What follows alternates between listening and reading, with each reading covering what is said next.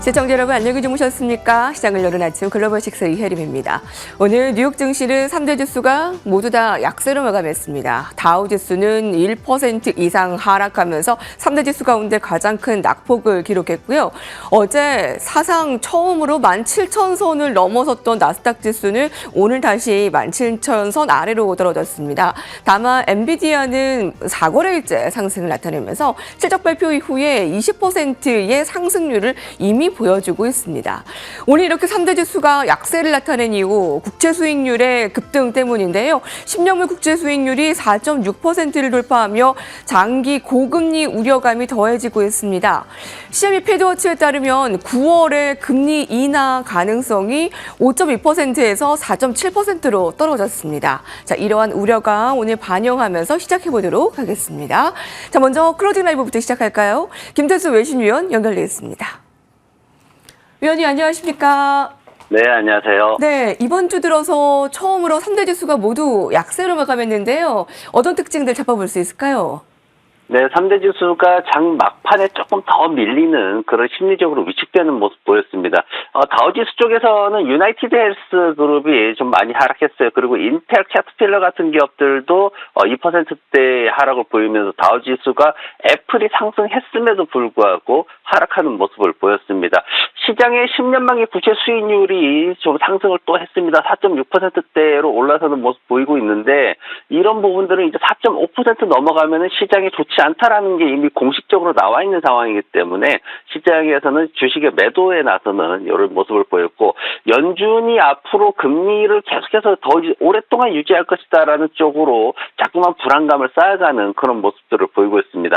종목들에 대해서 얘기들이 좀 많이 나왔는데 이제 코노코필립스가 마라톤을 이제 인수를 합니다. 225억 달러 들여서 인수하는데 에너지 기업들, 석유 쪽 기업들 현금 정말 많이 가지고 있거든요. 그걸 전부 지금 인수 합병 쪽에다가 몰아놓고 있는 모습 보이는데 기존의 회사들은 뭔가 앞으로의 어떤 사업 확장이라든가 대체 에너지라든가 이런 이슈들이 있었는데 코노코필립스는 그쪽은 아니고 어떤 현금 흐름이나 비용 축소 이런 부분으로 초점을 맞춰가지고 이번에 인수합병을 진행한다 그렇게 나왔습니다. 그러면서 이제 마라톤은 좋아졌는데 코노코 같은 경우에는 주가가 하락하는 모습을 보였습니다. 아메리칸 에어라인이 주가가 정말 13%나 급락하는 모습을 보였습니다.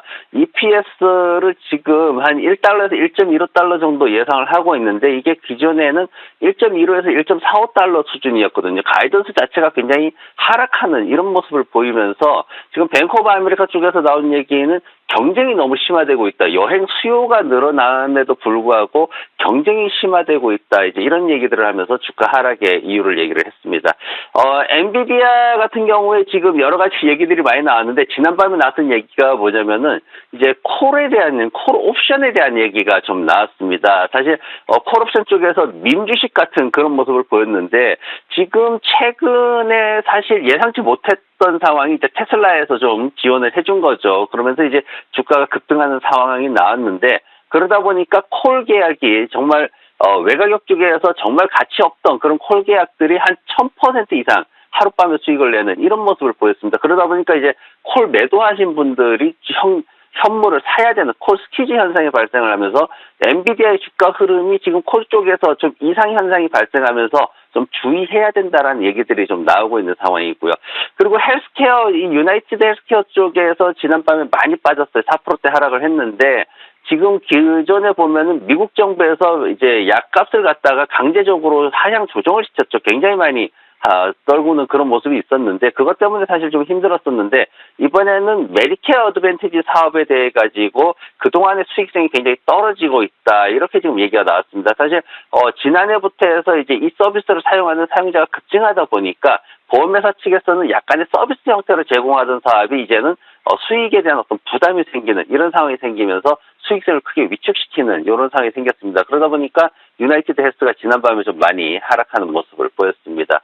그리고 버라이전이 지금 스페이스 AST 스페이스 모바일이라는 이 회사를 갖다가 이제 좀 파트너십으로 이제 같이 사업을 진행을 하게 됐는데 이게 이제 어떤 의미를 갖느냐면은 단순한 의미는 아니고 미국에서 이제 바이든 행정부가 앞으로 끌고 가는 사업 중에 반도체 이후에 끌고 가는 사업 중에 이제 핵심적인 게 6G 사업이 있습니다. 근데 이 AST 스페이스 모바일이라는 회사는 어떤 회사냐면은 우주에서 어떤 그 스펙트럼을 통해 가지고 미국 본토를 100%를 커버할 수 있는 통신 서비스를 제공할 수 있는 이런 어떤 기술을 가지고 있는 회사입니다. 그러다 보니까 버라이전이 6G 사업에서 선두에 나설 수 있다. 이런 기대감으로 인해 가지고 시장에서 지난밤에 좀 6G 산업에 대한 아직 표면화되지는 않았지만 이런 합병을 통해 가지고 좀 많이 이슈가 되는 모습이 있었습니다.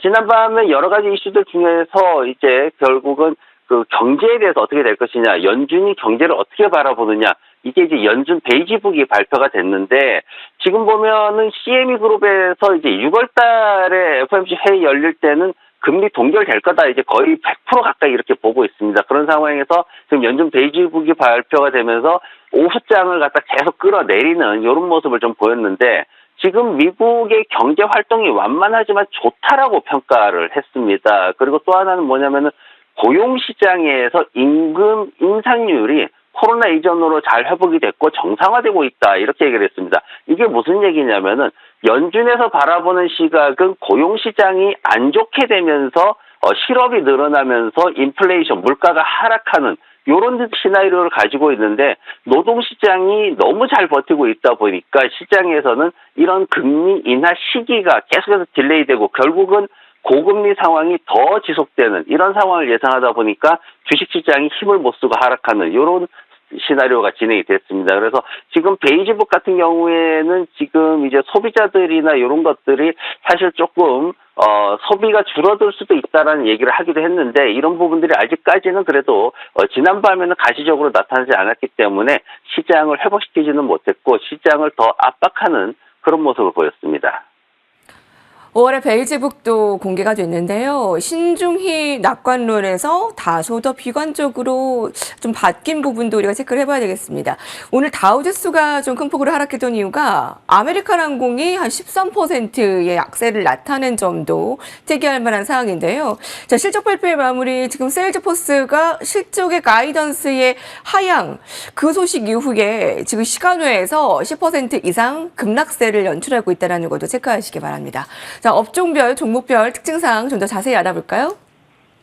네, 업종들이 전부 하락을 했습니다. 장중에 유가가 하락 반전하면서 에너지 업종 쪽에서 가장 크게 하락을 보였고요. 이미 소비재 쪽에서는 상대적으로 좀 안정감을 보여줬는데, 지난밤에 아베크롬비라든가 딕스스포츠, 갭 같은 회사들이 전부 크게 상승하는 모습을 보였습니다. 전반적으로 소비 관련주들이 좀 좋게 나오면서 이제 이미 소비재 업종도 안정을 좀 보여줬는데, 그 배경에 이제 추이라는 회사가 있습니다. 이 추이라는 회사가 어떤 회사냐면은 애완동물 사료라든가 용품이라든가 이런 것들을 이제 전자상거래를 통해 가지고 판매하는 회사인데, 사실 그동안 이쪽 업계가 굉장히 안 좋았어요. 미국에서 뭐 경기가 안 좋다 보니까 애완견이나 이런 데 신경 쓸 여력이 별로 없었던 거죠. 근데 최근 들어와 가지고 조금 회복되는 모습을 보이고 있는데, 이 추이가 지난밤에 수익이 굉장히 좋게 났다라는 그런 이벤트가 좀 있었습니다. 그리고 이 회사 같은 경우에 지금 한 11억 달러 이상의 현금을 보유를 하고 있고 부채가 없는 그런 회사입니다. 그러면서 이제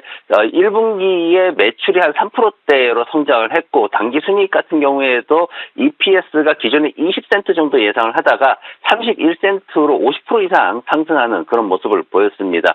활성 고객 수가 조금 하락하는 측면이 있긴 했는데, 한 사람당 돈을 쓰는 비중은 훨씬 더 크게 늘어나면서 이제 시장에서는 수익성에 대해서 굉장히 좋게 평가를 하는 모습이었고, 그리고 또 하나 특징적인 게 뭐냐면은 이제 구독자라 그러죠. 자동으로 배송을 하는 이 구독이 늘어나면서 이 자동 배송이 지금 75% 정도 비중을 차지하고 있다고 합니다. 이 부분이 수익성이 굉장히 크게 늘어나고 있다고 해가지고 여기에 대해서 좀 좋게 평가하는 모습이 있었습니다. 다만 이제 추이 같은 종목들은 공매도에 의한 주가 왜곡이 좀 심하게 일어나는 종목이기 때문에 투자를 하는 데 있어서는 조금 주의를 해야 되는 상황입니다.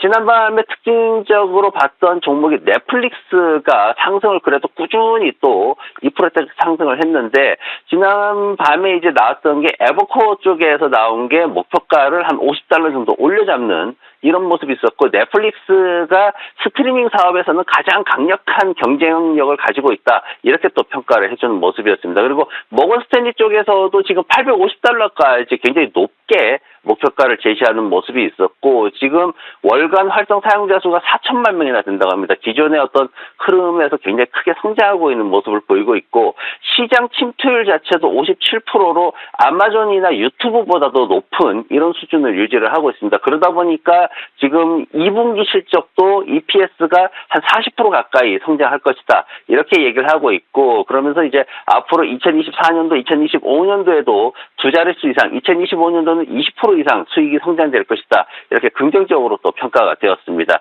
그리고 또 한 점 애플이 오랜만에 인텔리폰이라는 걸 가지고 좀 주목을 받았습니다. 애플에 대해 가지고 지금 시장에서 이제 6월 중순 되면은 세계 개발자 회의가 열리죠. 이때 항상 신제품을 내놓는데 이 신제품이 이번에는 인텔리폰이라는 그 뱅크 오브 아메리카에서 이제 나온 얘기인데 인텔리폰이라는 그 인공지능 기능이 탑재되어 있는 그런 핸드폰이 나올 것이다 이렇게 얘기를 했습니다. 그러면서 시장에서 이제 애플에 대해서 시장이 안 좋음에도 불구하고 좀 주가가 상승하는 모습을 보이기도 했는데 앞으로 이게 성공하게 되면은 PC 시장에서의 인공지능에 앞서가지고 더 빠른 속도로 모바일에서 인공지능 시장이 더 크게 확산될 것이다. 이렇게까지 예측을 하고 있으면서 지금 이쪽에서 이제 시장에서 뱅크 오브 아메리카에서 나온 얘기는 앞으로 요게 성공하면은 한 230달러까지도 추가 상승할 수 있다. 이렇게 목표가를 제시를 했습니다. 네. 오늘 넷플릭스와 애플도 좀 집중 분석해 주셨고요. 유럽 증시도 오늘 일제히 하락했습니다. 미 증시와 동반해서 오늘 아침의 분위기는 그렇다라는 거 확인하시고 국제유가도 1% 이상 하락했다는 점도 오늘 아침 특이할 만한 사항입니다. 김철수 외신위원과 함께했습니다. 위원님 감사합니다. 네, 고맙습니다.